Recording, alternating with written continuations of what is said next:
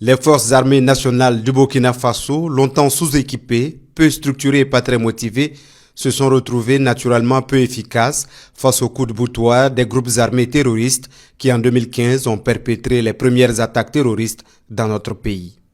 Dans cette guerre d'un genre nouveau, de nombreux civils ont perdu la vie et les forces armées nationales ont payé le lourd tribut avec de nombreuses victimes tombées sur le champ d'honneur pour la patrie.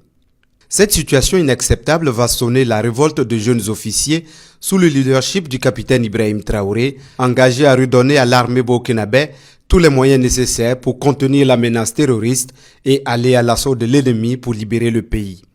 Le président du Faso, chef suprême des forces armées nationales, va alors imprimer une nouvelle dynamique dans la réorganisation et le renforcement des capacités opérationnelles des forces combattantes. Les réformes les plus importantes qu'il faut noter a consisté tout d'abord à revoir le maillage territorial. Nous avions une organisation de défense du territoire qui était axée sur 3 régions militaires. Cela a été jugé insuffisant. Donc rapidement, on est procédé à une réforme, à une réorganisation. Nous sommes passés de 3 régions militaires à 6 régions militaires, 6 régions de gendarmerie, de nouvelles bases aériennes, pour ne citer que cela. Nous avons procédé à la création, à l'organisation et à l'opérationnalisation de la brigade spéciale d'intervention rapide, qui a été fondée sur les bases des unités Cobra. Moins de 2 ans, nous sommes passés à 25 bataillons d'intervention rapide, plus d'autres composantes, rendant ainsi cette brigade très opérationnelle, un fer de lance de l'offensive que nous menons actuellement contre les groupes armés terroristes. Dans la foulée, un plan stratégique d'équipement des forces armées nationales est adopté par le gouvernement. Ce plan stratégique, fruit de la volonté du chef de l'État, va ouvrir la voie à un renforcement sans précédent des capacités opérationnelles des forces armées nationales, notamment sur le plan des ressources humaines, de la logistique, de la tactique et des techniques de combat. Aucune des entités de l'armée n'est restée en marge. Sur le plan du recrutement, cette réorganisation s'est accompagnée d'un vaste programme de recrutement et de formation, ce qui a permis d'augmenter les effectifs au sein de nos entités et de densifier le théâtre des opérations. Sur le plan de l'équipement, l'armée de terre a bénéficié effectivement de dotations de moyens majeurs, de matériel de haute technologie, de systèmes d'armes, de systèmes de communication modernes, efficaces et adaptés à la menace actuelle. La diversification des partenariats stratégiques avec des pays comme la Russie, la Turquie, la Chine va alors accélérer l'acquisition d'importants équipements au profit des forces armées. Et à peine arrivé au pouvoir, le capitaine Ibrahim Traoré va montrer sa ferme volonté de combler le retard en matière d'équipement de l'armée burkinabé.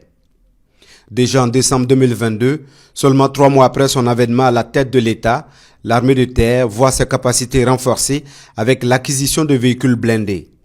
Et cette dynamique enclenchée va se poursuivre avec la remise d'un important lot de matériel militaire composé de moyens roulants, d'armes de combat et de munitions au ministère de la Défense en janvier 2024. Je vous remets officiellement les clés de ces engins tactiques. Retenez que nous sommes dans un monde de prédation.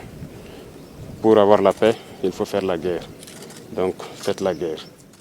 L'armée de terre aujourd'hui est plus robuste et elle continue de monter en puissance. L'armée de terre aujourd'hui n'a rien à envier ou n'a rien à voir en termes de capacité avec l'armée de terre qu'on a connue d'autres temps.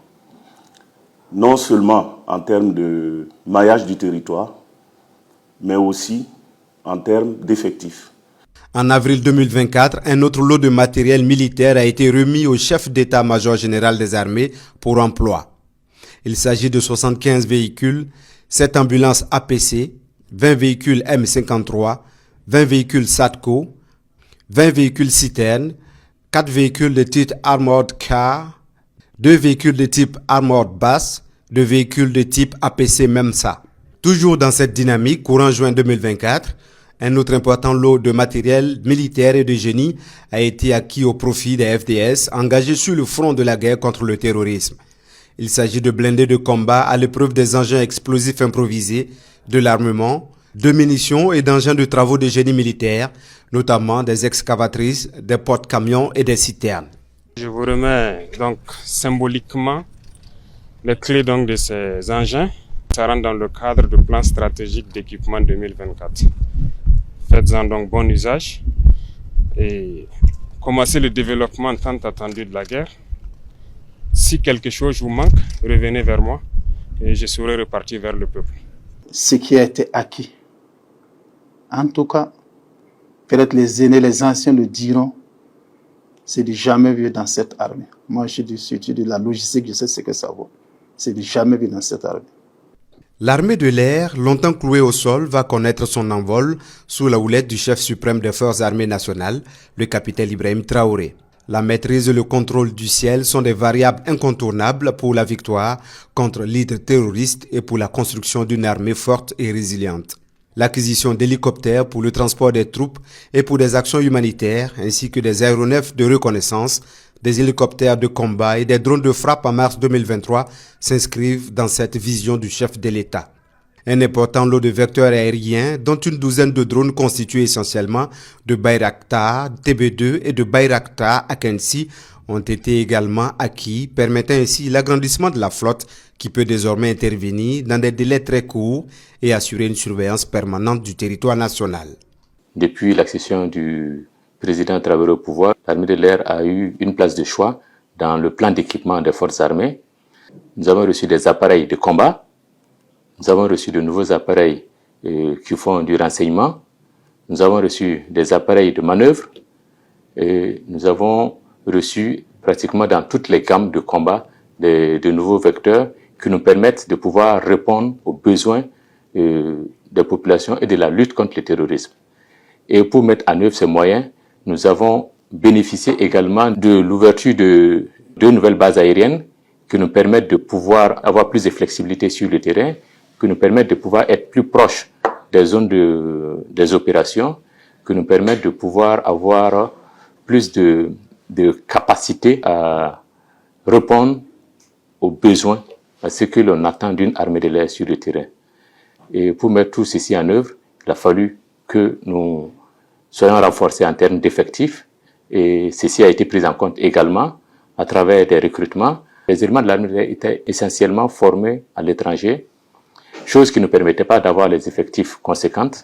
Avec le leadership du président, nous avons la capacité de former nos éléments sur place ici, à travers la création de nos écoles de l'armée de l'air.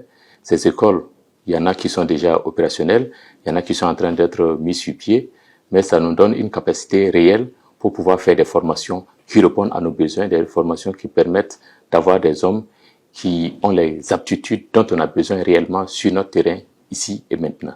Les efforts d'équipement ont permis également de renforcer significativement les unités de la gendarmerie nationale et de la police nationale. Aujourd'hui, ces forces de sécurité intérieure disposent de moyens nécessaires pour jouer pleinement leur rôle dans la défense et la sécurisation du territoire national. Sur les 2 années considérées, notamment de octobre 2022 à octobre 2024, la gendarmerie a bénéficié donc de 2 recrutements ordinaires et également d'un recrutement spécial, d'un effectif de 3000, ce qui donc a augmenté les effectifs de la gendarmerie.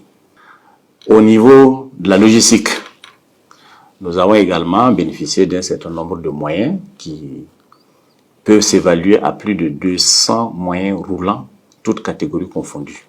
Nous avons pour l'entretien et la maintenance, nous avons bénéficié également d'une enveloppe de 1,5 milliard pour les pièces de rechange. Avant, nous étions avec des moyens, des véhicules qu'il fallait pousser pour démarrer. Aujourd'hui, à l'heure où je vous parle, lorsque vous voyez un moyen de gendarmerie, c'est vraiment un moyen appréciable. Voilà, donc c'est des moyens, des acquisitions qui permettent à la gendarmerie de travailler efficacement. Au niveau des infrastructures, nous avons bénéficié d'une enveloppe d'environ 11 milliards de francs CFA pour la construction, les réalisations d'infrastructures que nous n'avions pas, mais également la réhabilitation des infrastructures existantes et qui étaient donc un peu délabrées. La plupart des brigades de gendarmerie étaient construites à l'air libre et fonctionnaient à l'air libre sans clôture. Seuls les arbres pouvaient délimiter l'espace consacré aux brigades. Aujourd'hui, nous remercions les autorités pour avoir pris cela comme une priorité en procédant donc à la clôture de la quasi-totalité des brigades de gendarmerie. Dès l'appel du président, chaque policier a répondu à l'appel du devoir. Toute l'institution a répondu à l'appel de la patrie et a fait corps avec toutes les autres composantes des forces de défense et de sécurité en s'engageant sur tous les théâtres d'opération. Les résultats parlent d'eux-mêmes. Ce sont des dizaines d'unités d'intervention et des dizaines de goumis aussi qui ont été créés dans le cadre de notre contribution à la lutte contre le terrorisme. Et toutes ces unités sont déployées à l'échelle du territoire aux côtés des autres forces de défense et de sécurité, des volontaires pour la défense de la patrie. Il y a aussi la refondation de l'unité d'intervention de la police nationale que vous connaissez comme une unité d'élite qui a été transformée en groupement. Il y a la création aussi du centre d'opération, des opérations de la police nationale. En termes de recrutement, c'est par milliers que les policiers sont recrutés depuis l'arrivée du capitaine Ibrahim Traoré. En 2 ans, nous avons assisté au recrutement de plus de 4000 policiers. Donc ça, c'est un chiffre record. Beaucoup d'infrastructures ont été réalisées, d'autres réhabilitées depuis l'arrivée du capitaine Ibrahim Traoré. Sur le plan de la formation, on a assisté à un vaste renforcement des compétences de la police à travers différents types de formations, des formations intensives et des formations spécialisées. À une certaine période, il y avait des guéguerres par rapport à certaines considérations en ce qui concerne la police. Avec l'arrivée du capitaine Ibrahim Traoré, tout cela s'est envolé. On a assisté à un renforcement, un resserrement des rangs. Les forces de police ont fait corps avec toutes les autres composantes des forces de défense et de sécurité, avec les volontaires pour la défense de la patrie. Et aujourd'hui, quand vous partez sur le terrain, vous n'arrivez pas à faire la distinction entre les différentes composantes. Les gens évoluent dans une unité d'action et c'est vraiment dans une fraternité d'armes que les choses se passent sur le terrain. Au bout de 2 ans, tout ce que la police a acquis comme logistique de la lutte contre le terrorisme, j'avoue que c'est un chiffre qui fait rêver. Il y avait cette guéguerre autour de l'armement de la police. D'aucuns pensaient que la police n'avait pas droit à un certain type d'armes. Donc les policiers étaient déployés, mais sans les moyens qu'il faut pour assurer ni leur propre défense, ni la défense des populations. Il a fallu attendre jusqu'à l'arrivée du capitaine Ibrahim Traoré pour casser tous les codes, pour que toutes ces considérations tombent. Et aujourd'hui, j'ai pu vous dire que la police nationale dispose de pratiquement toutes les catégories d'armes. Il y a eu beaucoup d'acquisitions d'armes, aussi bien les armes individuelles que les armes collectives. Il y a eu l'acquisition de nombreux équipements de protection individuelle et des équipements de protection collective. Il y a eu l'acquisition de nouveaux équipements spécifiques.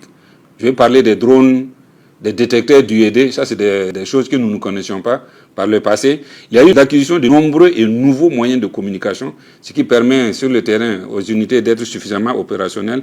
Il y a eu l'acquisition aussi de blindés, je dis bien de blindés, de semi-blindés, des véhicules d'allègement, des tricycles et d'innombrables motos. Ça, c'est vraiment une révolution. C'est d'une révolution qu'il faut parler, pas de simple changement. La Brigade nationale des sapeurs-pompiers, la BNSP, va également se renforcer et s'organiser pour apporter sa contribution à la reconquête du territoire.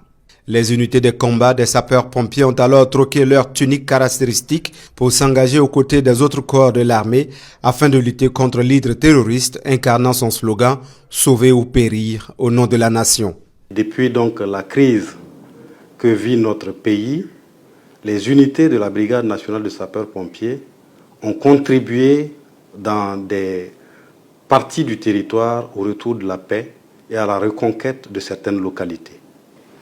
Les moyens dont bénéficie la Brigade nationale de sapeurs-pompiers sont ceux dont bénéficient les forces armées nationales en général. Et donc tous nos personnels qui sont engagés sur le théâtre des opérations, qu'ils soient en unité constituée 100% personnel brigade ou au sein des autres structures des unités combattantes, bénéficient du soutien et de l'appui des services pourvoyeurs des forces armées nationales. Il faut reconnaître clairement qu'il y a eu un bond significatif en termes de capacité d'intervention d'une part, mais également capacité en ressources humaines. Il y a eu une augmentation conséquente des effectifs au niveau de la brigade pour pouvoir faire à la fois face à la défense opérationnelle du territoire dans le cadre de la reconquête du territoire national, mais aussi pour faire face à nos prestations de services publics en matière de secours et de lutte contre l'incendie. Depuis 2023-2024, nous avons bénéficié de la création d'unités spécifiques et d'unités au sein de la brigade. Nous avons aussi bénéficié de l'ouverture et l'opérationnalisation de compagnies d'incendie et de secours dans les villes, notamment les chefs-lieux de régions administratives qui n'avaient pas de caserne de sapeurs-pompiers. Ce sont de grands efforts qui ont été faits dans le but justement de rapprocher les secours des populations. C'est ensuite une adaptation du dispositif. Et cette adaptation du dispositif, en termes de maillage, a vu la création des groupements d'incendie, mais aussi des compagnies d'incendie et de secours. Les autorités ont travaillé à assurer un maillage qui permette que les sapeurs-pompiers soient disponibles pour intervenir au profit des populations. Des moyens acquis grâce aux diverses contributions des citoyens burkinabés aussi déterminés à faire la guerre. En 2 ans, c'est plus d'1 milliard de dollars, soit plus de 600 milliards de francs CFA qui ont été mobilisés pour l'acquisition de matériel militaire, selon le ministère de l'Économie et des Finances. Les forces armées nationales n'ont jamais été autant équipées depuis son existence comme ces 2 dernières années. Nous disposons actuellement de matériel performant des dernières générations. Je citerai par exemple les drones stratégiques que nous avons, les hélicoptères de combat, de transport que nous avons pu acquérir dans le cadre de ces réformes, les véhicules blindés de transport logistique, les véhicules blindés de transport de troupes, les chars d'assaut, les véhicules de combat du génie militaire, les moyens de travaux également que le génie militaire vient d'avoir. Tout ça va concourir à beaucoup plus de mobilité de nos forces armées nationales, à beaucoup plus d'opérationnalité, à beaucoup plus d'audace. Parce que quand les hommes sont bien équipés aussi, il faut savoir que ça leur remonte le moral et ils sont beaucoup plus audacieux à entreprendre des actes offensifs. Outre l'acquisition des équipements au profit de l'armée, le chef de l'État a enclenché un vaste programme de réorganisation des forces armées nationales. Il faut mailler le territoire pour plus de réactivité et d'efficacité sur le terrain. Le premier défi de cette réorganisation est le renforcement des différentes unités de l'armée en ressources humaines. Un recrutement sans précédent est alors lancé au profit de toutes les entités de l'armée. Nos pays étaient sous perfusion. Les programmes d'ajustement structurel, où quand on regarde ça, les recrutements étaient vraiment à minima. Quand on dit qu'on recrute pour toute l'armée en une année 1000 personnes, souvent c'était compliqué. Souvent ça descendait à 500. Sans compter les départs en retraite. Au niveau des différentes armées, on a procédé aussi à une augmentation considérable des recrutements. Si en une année, on arrive à faire un recrutement de 10 000 soldats, c'est à saluer. Nous avons des challenges que nous sommes en train d'entreprendre pour essayer de mieux former ce personnel, de mieux encadrer ce personnel pour faire face à tout ce qui se posera en nous en termes d'opération ou en termes d'action à mener sur le terrain. Le renforcement des ressources humaines, le renforcement de l'équipement sont des facteurs très très importants. C'est ce que nous appelons le moral du soldat. Ces équipements et ce renforcement en personnel a dopé nos hommes. Et grâce à cela, nous avons pu nous lancer dans la reconquête des territoires. Nous avons réussi à libérer certaines zones de notre pays. Nous avons permis le retour de beaucoup de PDI qui étaient déplacés, qui ont rejoint leur localité d'origine et qui ont même réussi cette année à produire et à cultiver. Nous avons réussi à ouvrir plus d'1 millier d'écoles qui étaient fermées. Donc, toutes ces victoires et toute cette reconquête sont à reverser à l'effort qui a été consenti par le peuple burkinabé en acceptant investir, contribuer à l'effort de guerre pour que tous ces équipements-là et tous ces recrutements de VDP puissent avoir lieu.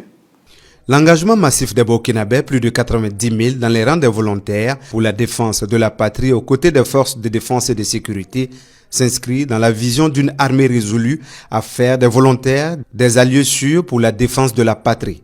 Et les VDP mènent vaillamment le combat aux côtés de leurs frères d'armes.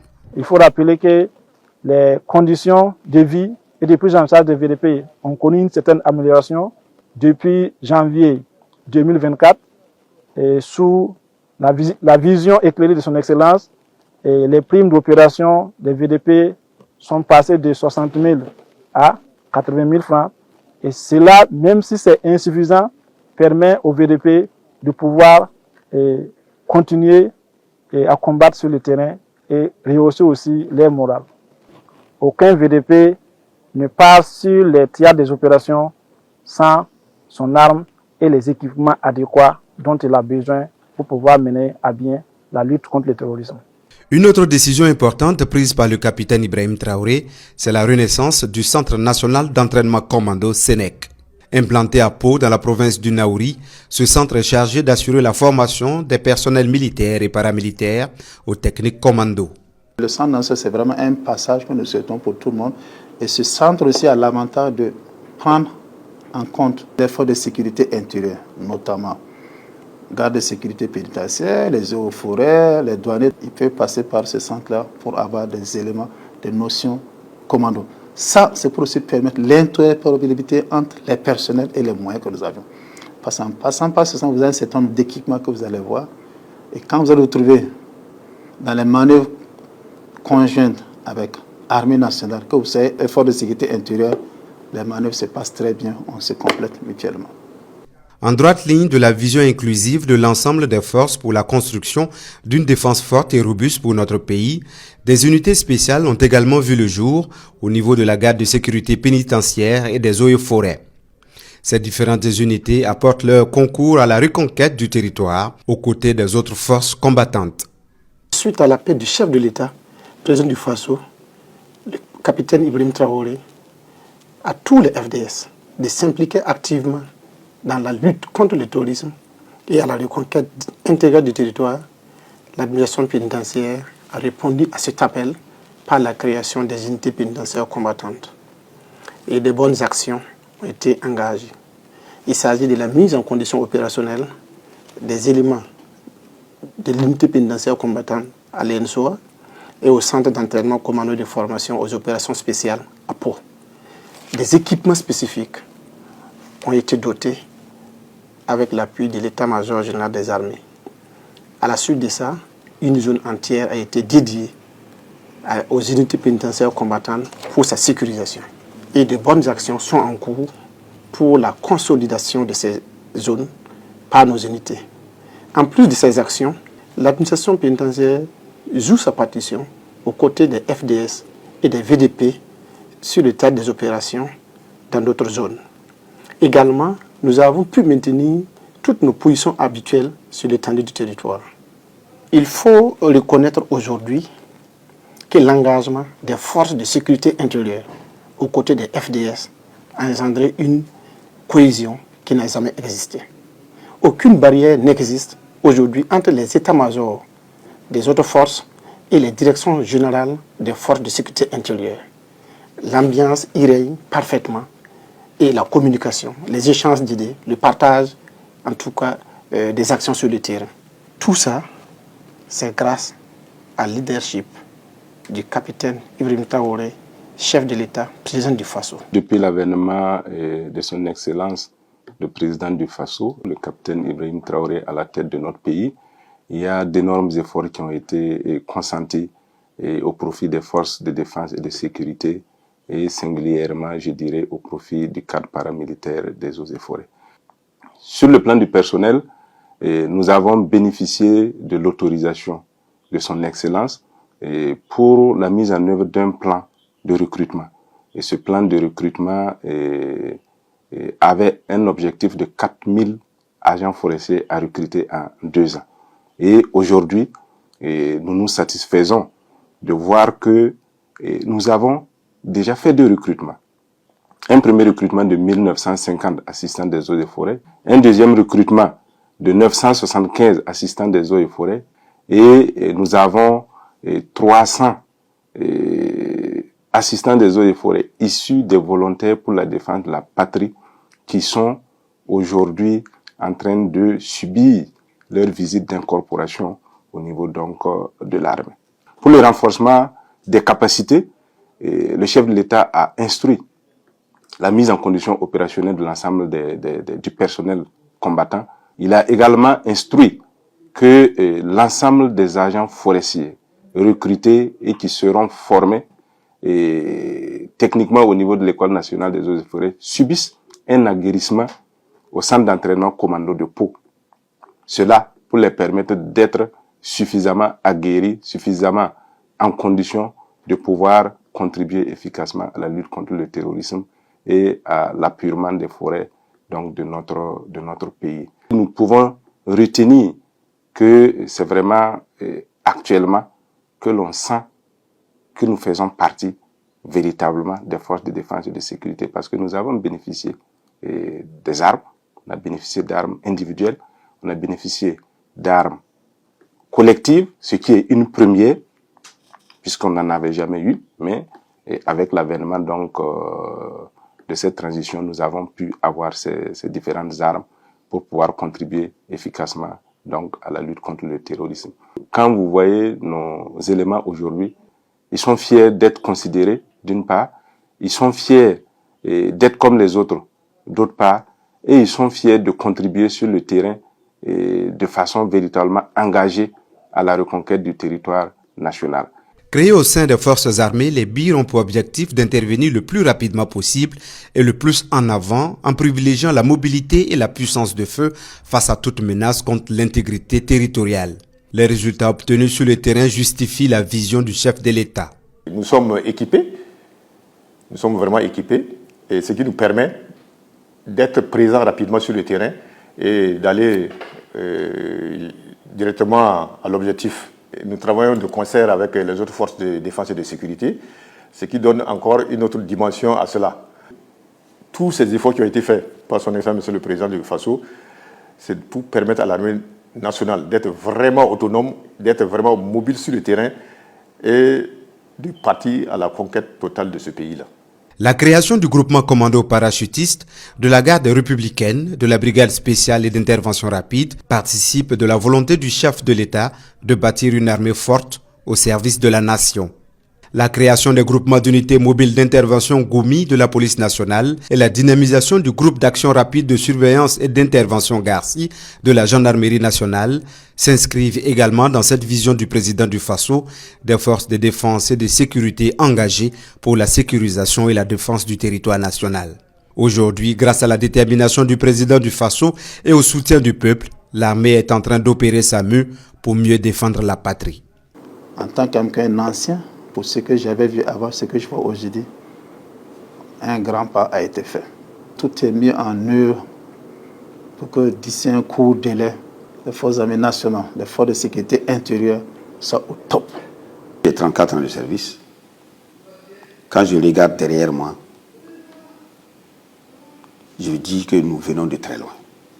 Avec les moyens consentis par la population et l'État, nous sommes en train de nous reconstruire. Nous sommes en train de monter en puissance. L'armée burkinabé a un avenir radieux. Un avenir avec une histoire qui sera auréolée de prestige et de gloire. Au cours de ces 2 années passées sous le leadership du président du Faso, son excellence le capitaine Ibrahim Traoré, nous sommes tous témoins d'une métamorphose profonde des forces armées nationales et caractérisée par une montée en puissance donc de l'accroissement des effectifs, de l'accroissement des moyens logistiques, de l'armement, et une restructuration et un redéploiement dans des unités qui couvrent plus efficacement le territoire national.